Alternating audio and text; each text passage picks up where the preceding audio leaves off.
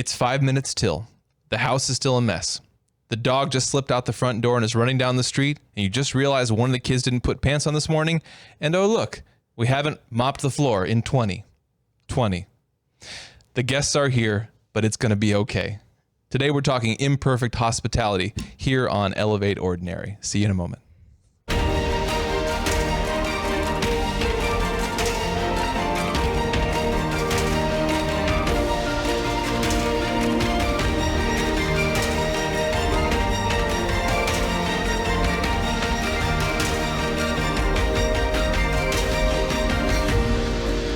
Well, come on in and welcome to Elevate Ordinary. I'm your host, JonMarc Grodi.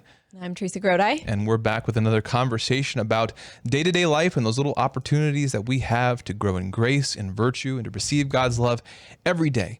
And today we're talking about one of our favorite topics. We're going to take a stab at it, an essay forth on this topic of hospitality. It's going to be a messy essay, a messy stab at the topic, but that's okay because it fits the topic. This imperfect hospitality that we're fond of practicing because it's the only kind we know and the only kind we're good at. But why don't you start us off, Teresa? Where do you want to go with this today? Well, I kind of wanted to take a journey through how God has worked in our life through hospitality, like other people's hospitality, and how he's revealed his truth to us and guided us along our Christian journey through situations of hospitality, situations of friendship. And so I guess I wanted to start this out by maybe talking a little bit about our current state. Okay, so we have 5 relatively young kids. Our oldest is 9, our youngest is 13 months. We live in a pretty small house with a big backyard. And we host a moms and a dads group for kind of like our like local Catholic community. The moms group has about 70 members on the email list. I'm not sure how many the dads group it has. And what's interesting about this group is that it was kind of hobbled together when we first moved to the community that we're in now. Well, I was in the middle of postpartum depression. It's very organic. Yeah. Just the families that are doing stuff together. Yeah. Yeah. So I mean, we kind of want to go through how imperfect hospitality is really, I think, a way that we're going to get back our parishes, the role of the laity at the parishes. So yeah, I kind of wanted to go through that. You know, it's interesting because we all recognize this need. We recognize the need for community, the need for hospitality, and we want it. You know, it's part of being human. You know, we're always sort of desperate for it, but it's weird in our modern world. We're more hyper connected than ever before. You know, our technologies and things seem to make us closer, more connected, and yet, you know, we're more disconnected. You know, we're not really having the kind of community and hospitality that we need as human beings, you know, as friends, as family members. But there's a dilemma. There's sort of a paradox there because when we try to make it, when we try to address that need, sometimes we make a program, we make an institution, we start something official, and we end up finding that it's a ton of work, and nobody really wants another thing in their schedule. And and there's sort of this paradox here where because it's not happening organically, we try to fill this need, but it never quite works out. So there's kind of a paradoxical nut to crack here that we need hospitality, we need community. In our world, though we're connected, it seems that we're more further apart than ever before, and yet we're not really sure how to attack that. How do we actually, return to like authentic, organic community? Because we don't often find it, even when we're trying the hardest. So it's kind of a paradox there. Yeah. So in thinking about hospitality, we have both like our lived journey, the way in which we've experienced good forms of hospitality and then like awkward forms of hospitality. But I also found myself thinking like, why do we go to Bible studies at our church? Like the first thing you do when you join a church and you want to get involved is like, well, I'll just find the program and I'll come to that. And, like, where are the young people? Where are the young people my age or young moms or whatever? And I'll just go to that Bible study and I'll meet someone and we'll become friends. But that almost never happens. And I kept thinking to myself, like, why is it that you go to a Bible study and then you never see those people again, even if you had a great time, great discussion, so why is it that some events work and other events don't work? Yeah. In terms of creating lasting fellowship. Yeah. I remember when we were first married, I think thinking a lot in the first year, we were starting to do social things as a couple. And just, I remember, just feeling like there's so much stress associated with this. Like this is such a big mental block. Like this, I'm exhausted when this is over. And not just because I'm a bit of an introvert, but like why, especially coming off of our college experience, like why is community so hard? Why does it feel like I have this big hump to get over? Let me back up and actually describe our college experience. Sure. So, like the creators of Awaken Catholic, we went to college at Bowling Green State University in Ohio. Excuse me. And we had this phenomenal Newman Center. Mm-hmm. Phenomenal. I mean, like you'd go different places in the Catholic world, like go to conferences or retreats, and they would know what Newman Center you were talking about because of its reputation. And it just seemed like friendships flourished, events flourished, the sacraments flourished. It was just this incredible, young adult experience. And it was hard to like really put your finger on what it was, so we had some people who lived at the Newman Center, like actually on the campus of the church, and then some people lived in dorms and some people lived, in other apartments on town. But there was this fireside lounge, where anyone could come, whether you were a student or not, and it was attached to the Newman Center. So like people just hung out there. And this third space was like the space that you would end up at after the program, say your Catholic program that you put on Thursday nights for all the young college students goes great. Mm-hmm. But like the thing you really look forward to, I realized as a student, was like the time after, the after party when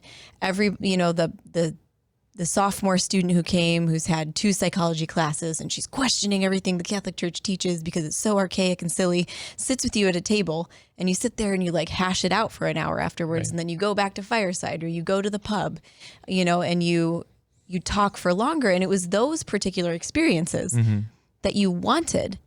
You couldn't really figure out how to make them happen. It was almost the outside of the official things. I mean, certainly there were good programs, good meetings, good, campus ministry events, but really, there were a lot of those experiences on the margins, in between times, the space in between the third spaces in the schedule. That's where, if you're looking into third spaces, Leah Labresco, who's a Catholic convert, she writes a lot about that. She's got a book called Building the Benedict Option that I'd really encourage.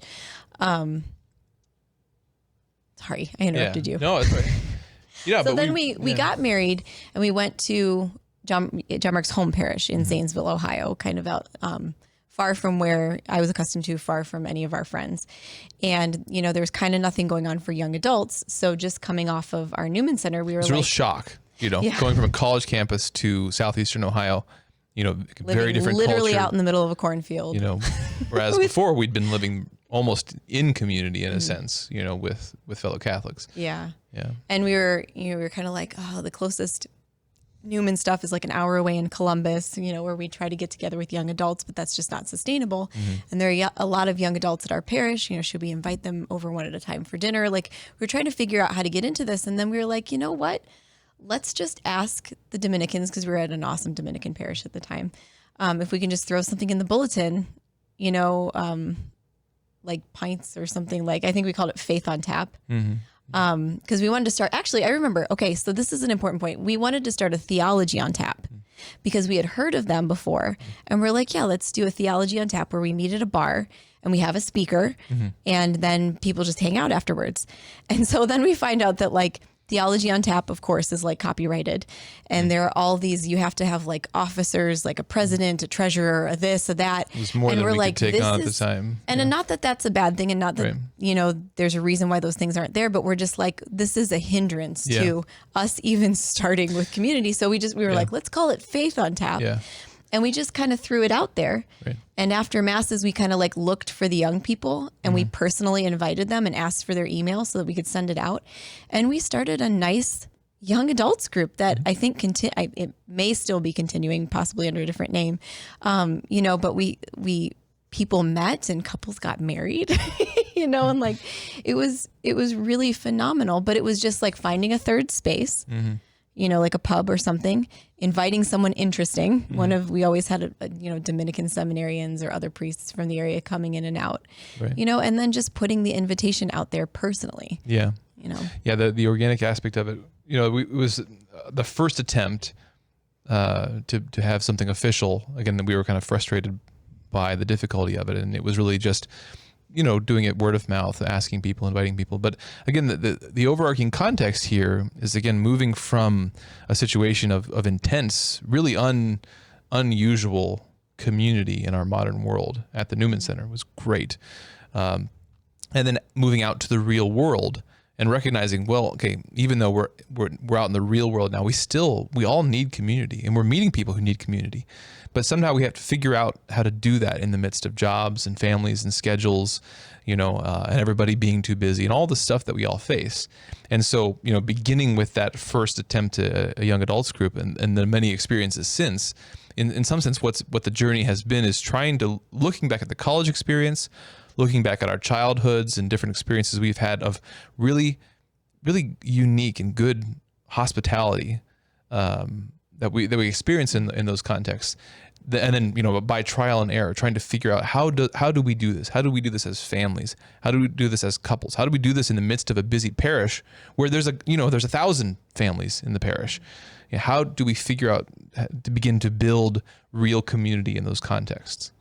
Yeah, I think quantity time is a real key, because being someone who didn't grow up around a lot of children and who didn't really even want children or wasn't paying attention to what it took to be a mother, a few instances in which I was kind of like thrust into a situation with a lot of children or a family, walking into a family, some of the impressions that I got have stayed with me even to this day. Yeah. Like a particular look that a mom got, or something she did with her kids, or something like that.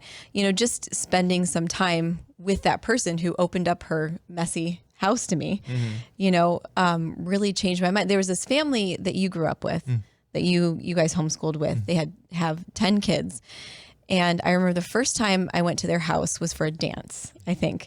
They hosted a wedding or a dance or something at their house, but they had a barn on their property, and they intentionally kind of like chipped away.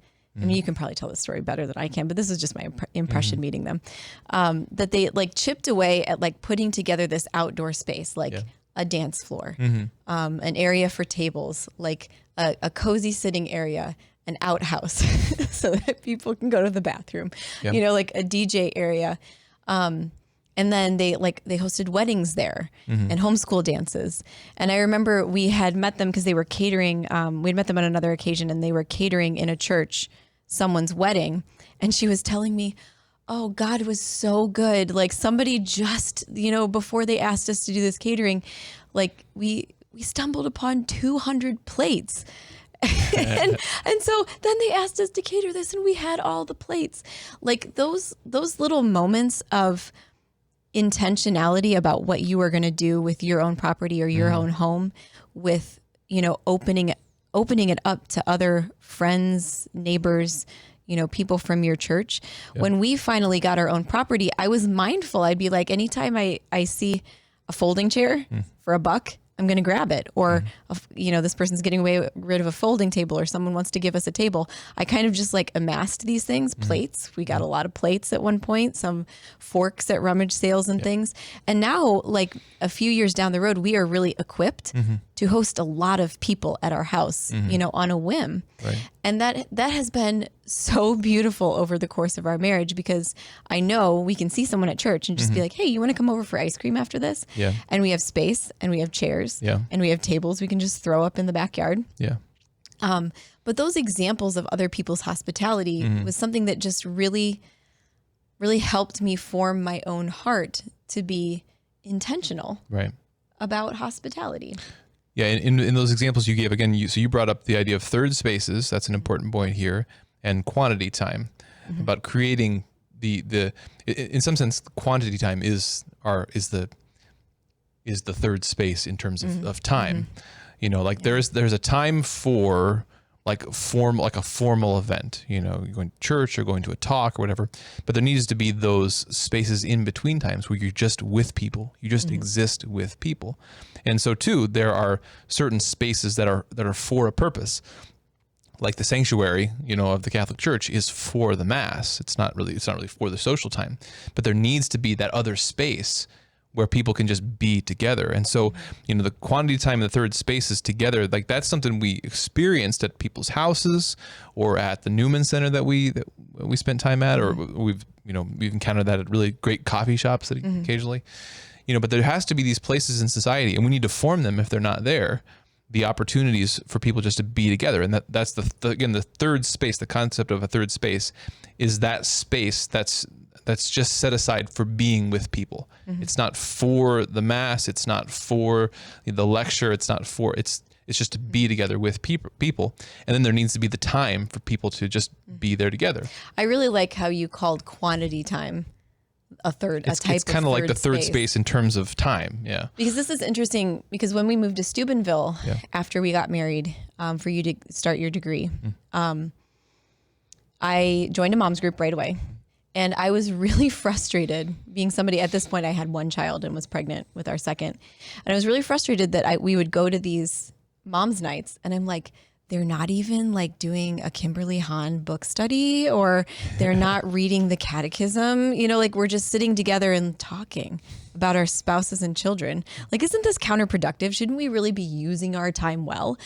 And by the end of our year and a half in Steubenville, those nights where we just existed as women, as moms, as spouses, they were like balm to my brokenness that was occurring. Because like when we were in Steubenville and after I had our second child, I had postpartum depression, but I didn't realize it. And being able to be in the community of women who had, you know, some had as many kids as I did, some had many, many kids, you know, so they were at a different time in parenting than I was. And so to be able to come there and just be like so visibly stressed out and like they could see in me something that they knew from their own experience, you know, the kind of stress where I was, you know, like with two kids and whatever. And they could help me, you know, in a way that I couldn't help myself.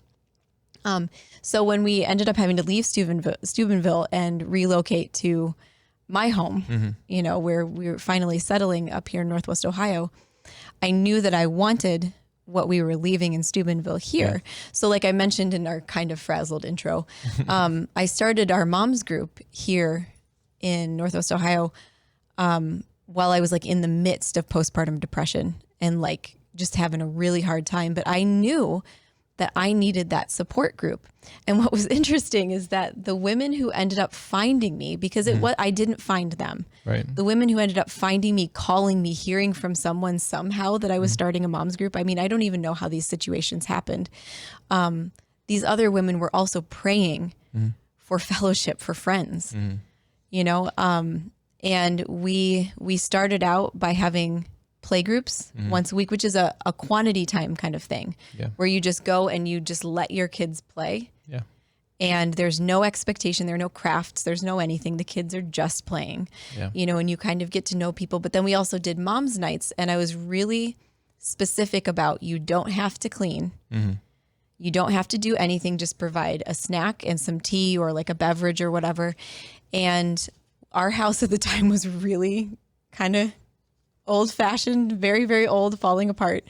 And we started having mom's nights there. And it was so, setting the expectations low, I think allows people's personalities really to come forward. Because one of my tricks for this is my intentional ministry trick, okay? I set standards so low. So when we have things at our house, I'm like, I'm going to clean the bathroom and the table that we're sitting at. And that's it. So that anytime I'm like, you should just have mom's night at your house. You should just host playgroup at your house. It's so easy. People can be like, well, it's not going to be as bad as like when I was at Teresa's house, because it was really gross around the toilet and she still had people there and we all were laughing and we stayed till midnight and it was great. Yeah, there's a lot to those examples again. So in Steubenville, like the men's group was like that too. It was very, very laid back. You know, the guys just got together every week, took turns hosting. We didn't do anything structured. We just had a bonfire and we had some beers and, you know, we just talked. And again, there's a lot to that. Number one, it makes it very easy because there's not a lot of pressure to do something, but also it sort of takes away maybe the barriers to getting over the hump of just getting to be comfortable with people. Because that's another aspect of this, is that to really get to a place of vulnerability and comfort with people where you can just be with people, there is a hump that you have to get over. Like there's the initial awkwardness, there's the initial getting to know you, there's the initial, you know, talking about the weather, and there's. I remember one time I walked into a mom's house. Yeah. And she was screaming at her kids, and I'm like, "We're gonna be best friends." And I mean, that hump was over. Right. You know, you're right. Like there's something that you have to kind of see that ridiculous vulnerability, and we could just both stand in front of each other and be like, "Yep, we're just both like this." Girl. Yeah, yeah. And if all of our community stuff are functions and programs, institutional, planned, artificial things, the problem is it's very easy to never actually get to that place where everything else is out of the way and I'm just with people, you know, and we're heading down that journey. And again, it's a journey. Like, again, we experienced early on in our marriage, like we'd come from this college experience and like, why is having a social life, which we need community, why is it suddenly such a stressful thing? And it's, you know, you need those intense experiences of quantity time, just being with people, to get over that hump to where now all the awkwardness is out of the way. You know, we've been honest with each other. We've seen each other's, you know, faults and failings, and we can feel at home. And we want to give that to other people too. And that's, again, gets to your point about, you know, setting low standards. When you are initiating this in your community, you know, set low standards so that people, you know, can strike out on that journey themselves. We had a quote here. This was Leah Labresco, who you mentioned earlier. She's quoting an Anglican priest. I don't know his name, but he's a priest from Tennessee. But he wrote, I think on his blog, scruffy hospitality means you're not waiting for everything in your house to be in order before you host and serve friends in your home. Scruffy hospitality means you hunger more for good conversation and serving a simple meal of what you have, not what you don't have. Scruffy hospitality means you're more interested in quality conversation than the impression your home or lawn makes. If we only share meals with friends when we're excellent, we aren't truly sharing life together. So I begin to ask this question, a good question. What does it look like to welcome people into my humility rather than my standard of excellence? Welcoming people into my humility. I think that's a great line from that. You know, because that's what we're wanting, what we're needing from one another is we're needing to get past that outer exterior veneer that we put up. We're needing to let people in and push past those barriers and other people so that we can just be at home with one another. Do you know something that really helped me with that was meal trains? Yeah. So meal trains are like when you're having, particularly like in our mom's group. I love this ministry. Yeah, me too. Like when you're having a baby, we'll set up certain days that people can volunteer to bring your family food, so you can just relax and be with the baby and do nothing, which is what you should be doing after you've had a baby. So the Steubenville Moms Group did a great job with this. I mean, like there were probably like 150 ladies in the group, and you would just automatically get like 2 weeks of meals. Yeah. And it would vary from like and again, this is something that allows the people's personalities to come out, because sometimes you'd get a meal that would be like this gourmet meal, you know, with a gourmet dessert, and like the woman just loves to cook and she thought way ahead about it, you know. And then you'd get a meal where, like, I remember one time the leader of this mom's group, which is just this woman who I still think of in my mind today, who I just behold as just this amazing woman. But she's like, all right, I'm bringing you soup. You need to have a pot ready. And I'm like, okay. And she came over with one of those plastic pitchers, you know, that you put like iced tea in the summertime. And she had it. She came up to the door and she like poured this soup into my pot. And she was like, or she came in the door and she's like, I need this pitcher back. She like poured it in and she took her pitcher back. And there's something about that was just so like she had 6 kids, Yeah. you know, and she wanted to take care of our family. Yeah. And this is what she could do for us on this day that she signed up for, you know? So I think about her a lot, but the meal train ministry is interesting because it's a little scary because you allow other people to take care of you and you kind of allow them in your space. Yeah. And I think, so we've had 3 babies where we've had meal trains. And this last one was just particularly lovely because the mom was like waiting for me to go into labor and she wanted to know, and she wanted to bring the first meal. And she like came into my bedroom because I had the baby at home this last time. She came into my bedroom and she like fed me in bed, and she was kind of irritated that we had like French fries already for that day. She's like, that's not healthy for you. But she brought me like, oops, sorry, I keep bumping my microphone. I'm sorry if you're listening to this on, it's messy. Audio. Keep it messy. Yeah. We're definitely messy. You know, and she brought me stuff for the middle of the night, and it was just like, it just seemed like the community was we were just ready for Teresa to have this baby, you know? And I'm like that too with other moms where I'm just like waiting to hear, you know, so that we can start showering them with food and comforts and, you know, taking care and thanking them. Honestly, like I remember Francis this last time thanked me for having the baby. And I was just like, oh, yeah, yes. Like we brought a new life into the world. Well, this is a wonderful thing. You know, and there's another aspect of it too here, this giving someone else the opportunity to serve you. You know, again, going back to the beginning, the messy beginning here, there's a lot of paradoxes around community and hospitality because we're desperate for it, but we don't quite know how to make it happen. It's awkward, it's difficult, it's stressful. Sometimes we're so desperate to help other people, but we're just not really sure how to get started. Well, one of the best ways to get started is to turn it around and give them an opportunity to serve you. In the meal train, you ask for someone else's help. Like, I need help, you know? And that's such a movement of humility, saying that I need help. Yeah. Giving someone else an opportunity to do something special for you. And I love the food aspect of it too, because in our modern world, it's easy for all charity to become, you know, kind of impersonal transactions of money, you know, and it's a very profound thing to have an opportunity with your hands to make something and share something with somebody else.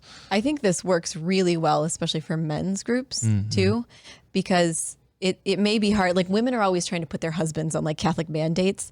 Like you should hang out with this person's you guys need to get to know each other because you'd be really good friends and he needs a friend. And, you know, but those, you can't have those because they're awkward and they're not going to produce friendship. Right. But when a man asks like, I got to put this fence up or like, I got to raise a barn. I got to build a fence. We need to slaughter a pig. We have friends that slaughter pigs. You know I have 6 pallets coming on Monday that a play set that's half the size of my yard. You know? And tons of men show up because you want to do something, you know, and it's not awkward. Yeah. Men's gatherings in particular need an activity. That's something I've learned from doing men's things. They have to have a bonfire or a place that you're building or a fence you're building, you know, that you can stand around and drink some beers. Like, but there has to be kind of a center of attention and activity there for men's things. Yeah. So we do that too with our ladies' quote unquote craft nights, which I think sound a little intimidating because you're like, oh, we're going to like paint a canvas when we get there and everybody, you know, is going to do the same thing or whatever.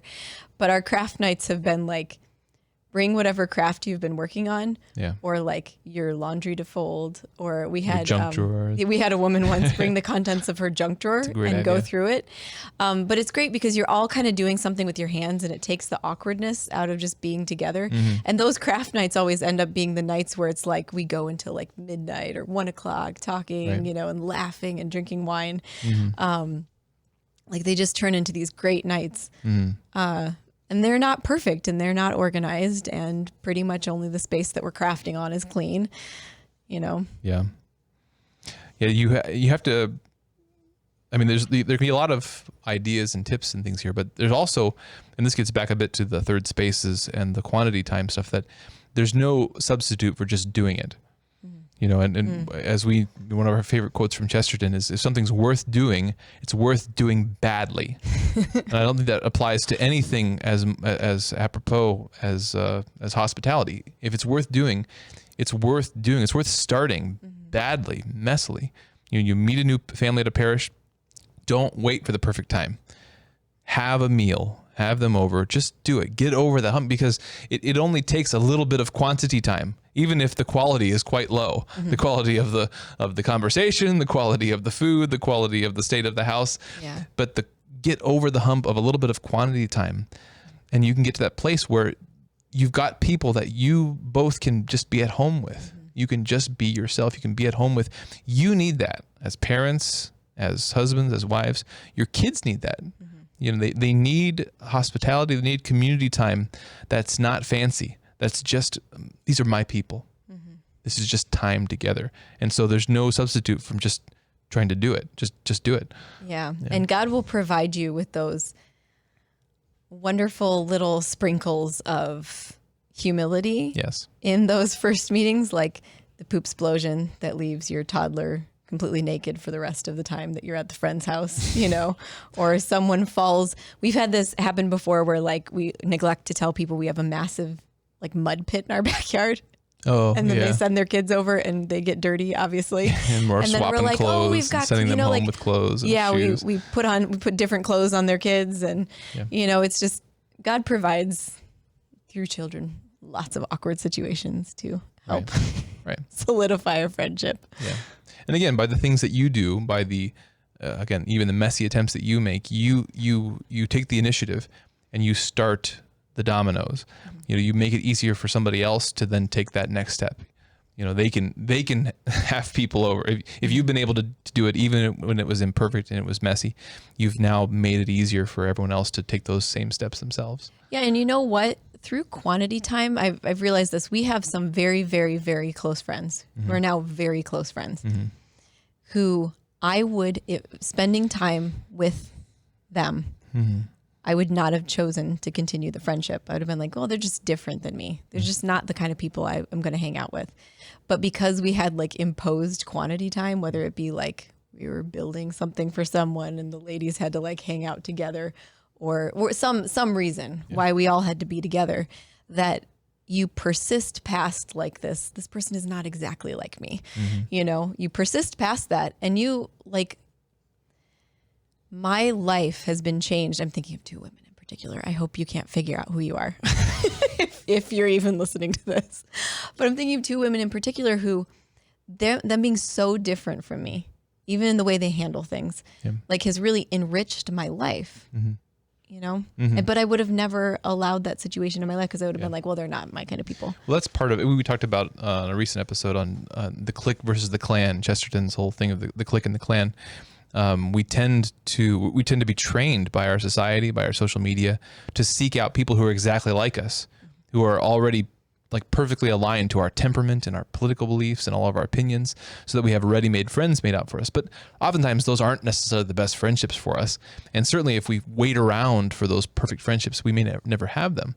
You know, sometimes God puts people into our lives and we need to be neighbors to them and have a meal and just have time, because sometimes we find that under the surface of someone who might be very different than us, we find that really rich friendship that we never could have expected. Yeah. So this is our first stab at hospitality. I'm about sure we'll hospitality. come back to it. Yeah, I'm sure we'll come back to it again. I kind of want to cap this episode because we have a ton of different facets of hospitality that we'd like to go into. But I do want to leave, maybe if you're thinking about what's a first practical step that I can take. If you're a person with children that you frequently have to take out of mass to the back of church, find another mom that's back there with a kid similar age, get to talking and just invite them over for lunch that day. I mean, I guess we're in the middle of COVID, so I don't know what your comfort level is, but say in the future, say perhaps next year, like this is something you want to do. Just as simple as that. And honestly, unless they have something going on, I've rarely had people say no to that. You know, it's hard we live in a society where we're not very blunt anymore, face to face. And we overplan. Yeah. You know. So it's hard. I've rarely had people say no. Yeah. And if you do have a small group of already kind of ish friends at your church, or like people that you would like to be friends, just ask if you want to have a play date and meet at a park or something. And just see how it goes. You know, or have them over for ice cream. You don't even have to have dinner or ice cream or soups. It's fall. You can do like a little soup buffet or something like that. But just do it. Yes. It's worth doing. It's worth doing badly. So just do it. Yeah. Okay. So we're going to end. Yeah. So, Imperfect Hospitality, thanks for joining us for this episode of Elevate Ordinary. We hope you'll join us again next time. If you like what Awaken Catholic is doing here, this ministry, please join the Awaken Nation, awakencatholic.org/donate. You can make a one-time or recurring donation. We really appreciate that. Also, go now, download the Hallow app. It's a great app. You can get the 30-day free trial subscription, which supports our ministry, but also gives you access to awesome Christian meditation, so many cool meditations, the Rosary, Liturgy of the Hours, talks by Father Michael Schmitz, and lots of other cool stuff. That's the Hallow app, hallow.app/awaken. Go check that out. So thank you again for joining us for Elevate Ordinary. We'll talk to you next week. God bless. This show and all media on Awaken Catholic is made possible by the Awaken Nation and the Hallow app. The Awaken Nation is a community of people like you who support all things Awaken for as cheap as a cup of coffee a week and get access to exclusive content. Learn more by visiting awakencatholic.org/donate. Hallow is the only audio-guided Catholic prayer app focused on contemplative prayer and traditional Catholic meditation such as Lectio Divina, Daily Examen, and the Rosary. We here at Awaken all use Hallow every day and love it. To learn more or give it a try, visit hallow.app/awaken.